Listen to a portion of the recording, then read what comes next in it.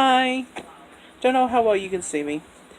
Um, it's a lovely day. I'm outside on my porch, and I just had some good news. Actually, yesterday I had some good news. I got on the scale, and first of all, if you've been watching my channel, you know I've been trying to hit that 100-pound goal forever.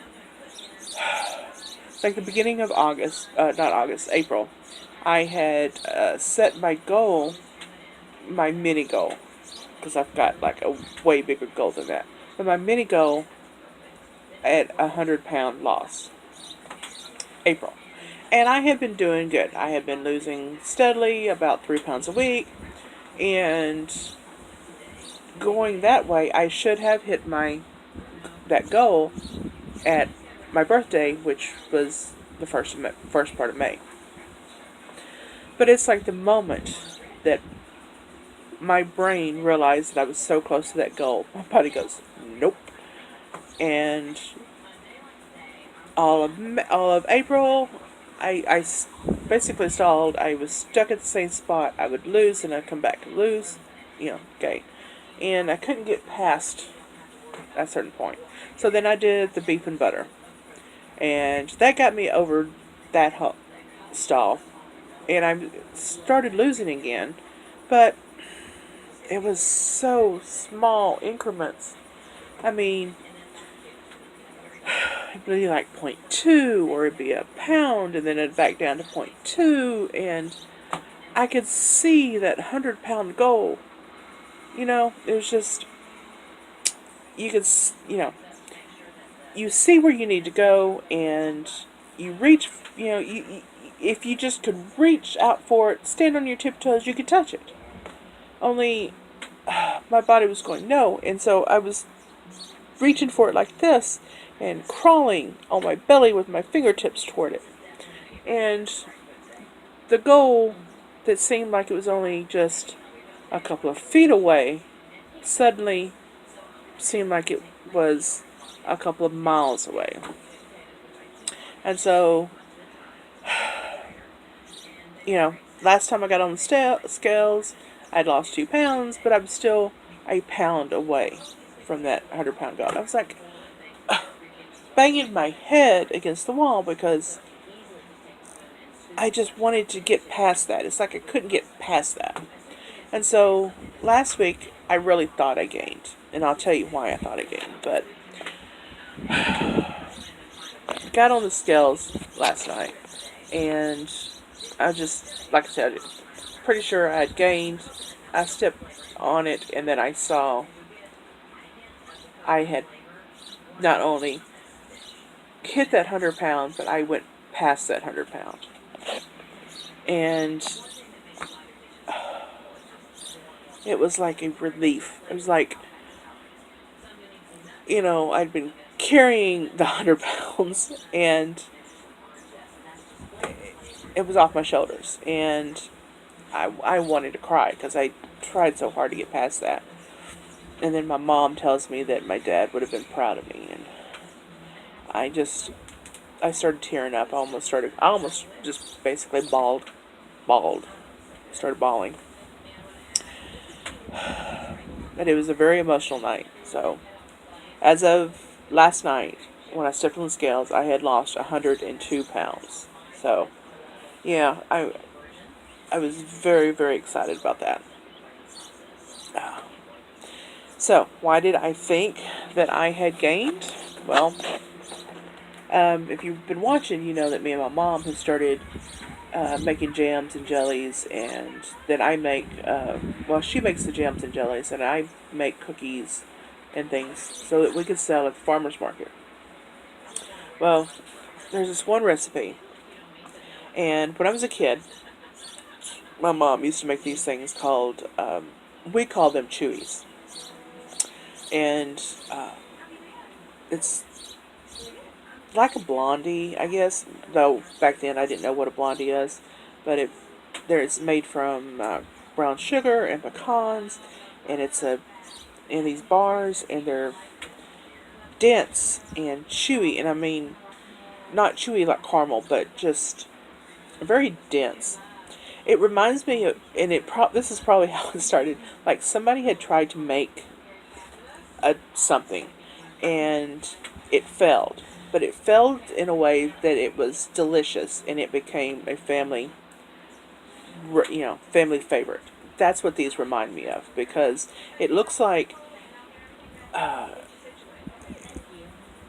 it actually falls. So in the oven, so it looks like, you know, like it fell, and it becomes dense, and the crust around the edge it's dense. It gives your jaw a workout, but they're so good. So we used to make these when I was a kid, but when I was about 16, 17, me and my family moved, and we lost the recipe. Now, me and my mom were reminiscing about it, and you know, this recipe has been lost for nearly 30 years, over 25.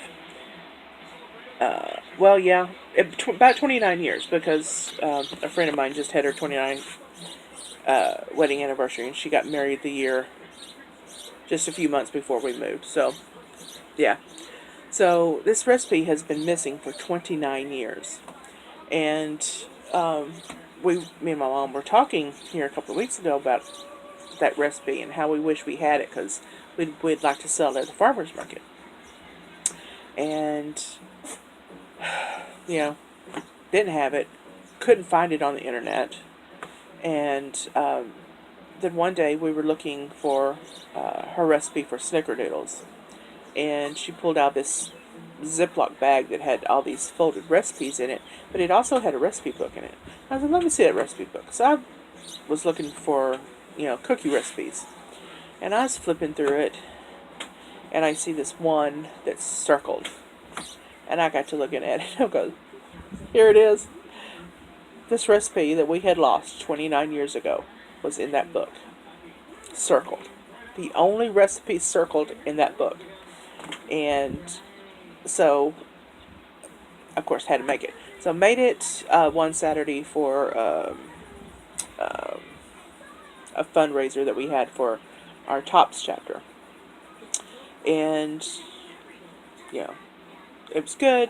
Or I don't know. I didn't taste it. But, everybody said it was good. And then I made it again. Not... yeah. I made it again for the farmer's market. So, but as I was cutting it, I started remembering, the times that my mom would make it, and would stand at the stove, and I was watching her make it, and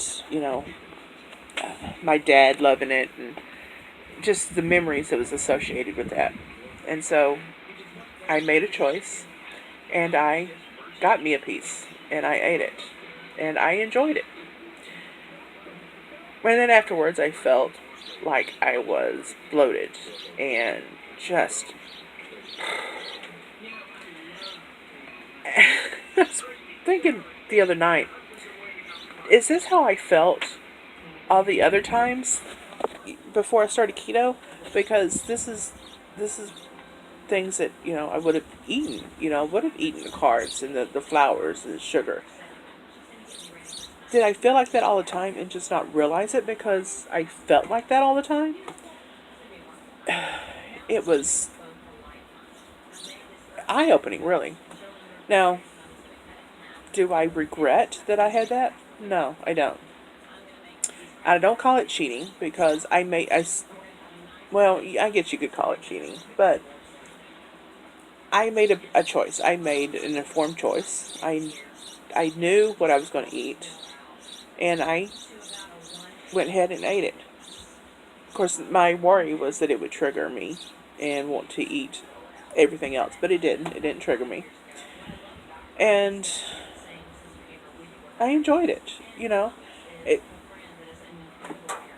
But here's the thing. I chose not to feel guilty over that, because I made a choice, and then I chose afterwards not to do that again, at least not that day, or, in the near future. But I guess it's hard to say. When we do things like this, I think it's. Try to get my thoughts together. Yeah, it's not good for us.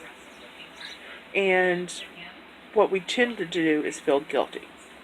And I think it's the guilt that we feel that is what actually sabotages us, more so than eating an occasional chewy. Um, it's not like I'm eating a chewy every night, or once a week, or once a month. This was, this was a once in a 29-year period. But had I felt guilty about it, then I probably would have self-sabotaged myself and then ate more cookies and more stuff, and then been right back into that cycle. I th-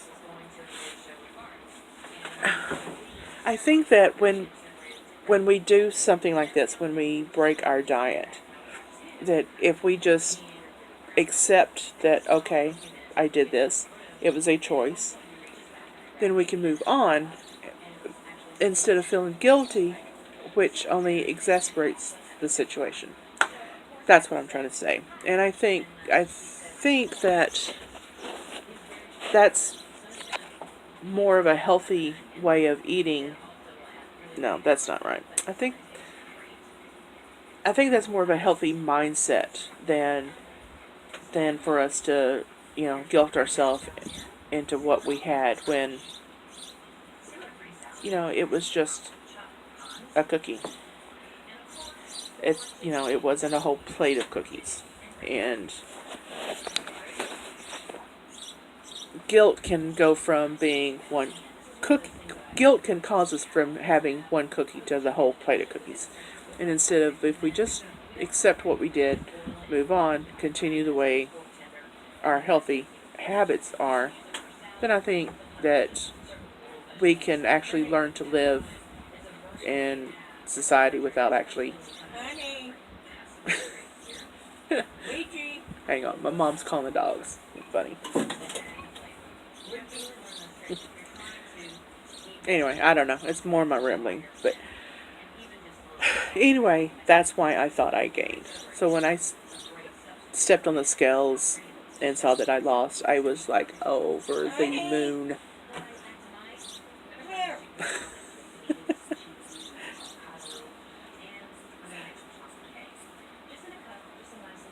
Hang on, watch this.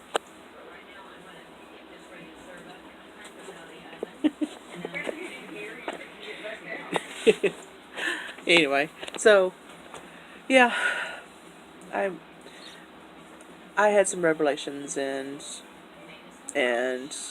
finally got past that 100-pound goal, and I'm excited. So next goal, I don't think I'm gonna set any more goals. I'm just gonna lose as I need to lose, because when I set my sight on that 100-pound, it's like, no, it's like my body suddenly turned into a, you know raging 2-year-old. Anyway, so okay, that's me. I'm gonna say goodbye, and I've got things I've got to do, but I just wanted to celebrate. Anyway, see you later. Bye.